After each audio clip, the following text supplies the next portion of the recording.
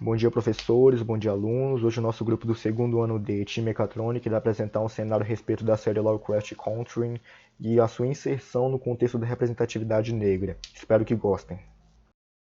A série segue o personagem Atticus Black Freeman, junto com a sua amiga Letícia e seu tio George, em uma viagem pelas estradas dos anos 50 nos Estados Unidos. Ele vai em busca de seu pai desaparecido após receber uma carta misteriosa do mesmo. Com isso, dá início a uma luta pela sobrevivência, não só contra os poderes de um país segregacionista e racista, mas também contra monstros aterrorizantes que surgem nos livros de H.P. Lovecraft. Falando um pouco sobre o contexto histórico em que a série está inserida, as Jim Crow Laws foram leis estaduais e locais que impunham a segregação racial principalmente no sul dos Estados Unidos. Todas essas leis foram promulgadas no final do século XIX e início do século XX pelas legislaturas estaduais dominadas pelos democratas. As leis foram aplicadas entre 1877 e 1964. Na prática, as leis de Jim Crow exigiam instalações separadas para brancos e negros, em todos os locais públicos nos estados que faziam parte dos antigos Estados Confederados da América e em outros estados, a partir das décadas de 1870 e 1880. A Suprema Corte dos Estados Unidos estabeleceu sua doutrina legal de, entre aspas, separados mas iguais, para instalações para afro-americanos. Além disso, a educação pública havia sido essencialmente segregada desde a sua criação na maior parte do Sul após a Guerra de Secessão. Exigiam a segregação de escolas públicas, locais públicos e transporte público, e a segregação de banheiros, restaurantes e bebedouros para brancos e negros. As Forças Armadas dos Estados Unidos também foram segregadas. O presidente Woodrow Wilson, um democrata do Sul, iniciou a segregação das repartições públicas federais em 1913. A época em que essas práticas de segregação racial aconteciam é conhecida como Era Jim Crow ou Época de Jim Crow.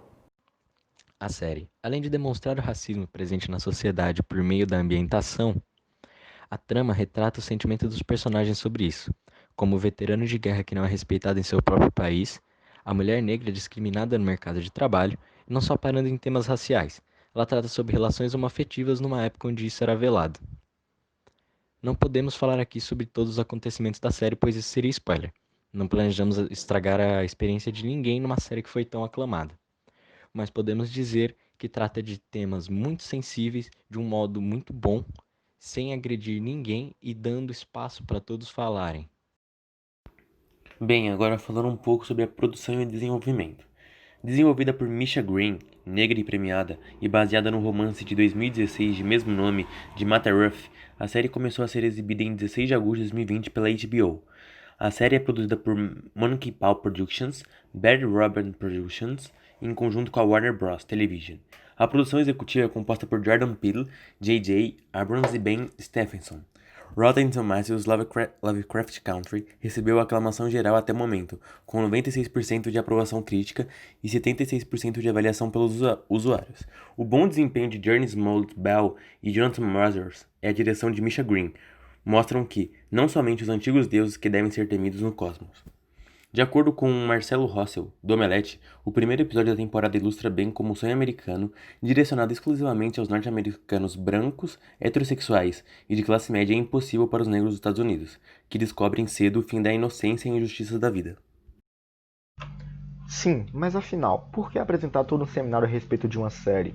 Pensamos muito antes de fazer qualquer outra coisa e a gente chegou por fim ao conceito de representatividade e o quão ele é importante atualmente para a sociedade como um todo. O termo representatividade vem sendo cada vez mais discutido em diversas áreas da sociedade. Afinal, que pessoas são representadas diariamente, seja nas produções hollywoodianas ou nacionais? Quem são as protagonistas mais relevantes das telenovelas brasileiras? Ao analisar essas obras, a gente tem que ter em mente que a cultura, de uma forma ou de outra, representa a sociedade do momento em que a obra foi produzida. Poucas décadas atrás, era caso raro se encontrar um protagonista negro em um papel relevante ou obra importante, característico de uma realidade segregacionista e desigual. Se negros mal podiam estudar normalmente, protagonizar obras televisivas ou cinematográficas era com certeza benefício de poucos. Devemos entender também que filmes, séries e programas televisivos atingem em sua maioria o público-chave para o avanço social efetivo, o infantil. Em função da plena globalização e acessibilidade à internet contemporânea, o público infanto-juvenil tem acesso a toneladas de conteúdo em uma velocidade extraordinária. Dessa forma, quando se percebe a plena preponderância branca na TV, o clássico exemplo do herói branco estereotipado, e o déficit de representatividade negra, inconscientemente é plantada uma veia racista no intelecto e informação do público juvenil, de baixa capacidade crítica, mesmo que camuflado. É por isso que produções como Pantera Negra, de 2018, são tão aclamadas, pois fogem do paradigma do herói branco aplaudido por décadas. Nesse caso, Lovecraft Country ainda vai além. Não se trata apenas de uma série que busca trazer representatividade negra para as telas. A nova série incorporou não apenas o lado sobrenatural, como também a enorme veia racista do escritor que a nomeia, A.P. Lovecraft, em uma trama poderosa que usa o horror como entretenimento e denúncia. Dessa forma, a história bem escrita e cativante são os instrumentos certeiros da obra para trazer jovens adolescentes que estarão assim expostos às críticas e à história do racismo que continua enraizada na mente de muitos. Para aqueles que duvidam disso, os dados são vergonhosos. Apenas em 2089, daqui a pelo menos 69 anos, brancos e negros terão uma renda equivalente no Brasil. Homens, jovens, negros e de baixa escolaridade são as principais vítimas de mortes violentas no país. Atualmente, de cada 100 pessoas assassinadas no Brasil, 71 são negras. Mais da metade dos presidiários brasileiros, 61,6%, são pretos e pardos. Somente 10% dos livros brasileiros publicados entre 1965 e 2014 foram escritos por autores negros. Assim, por tudo isso que a gente falou, é que devemos valorizar obras como essa. O racismo é uma doença que só consegue se enfrentar através do conhecimento e da educação correta das futuras gerações. Muito obrigado.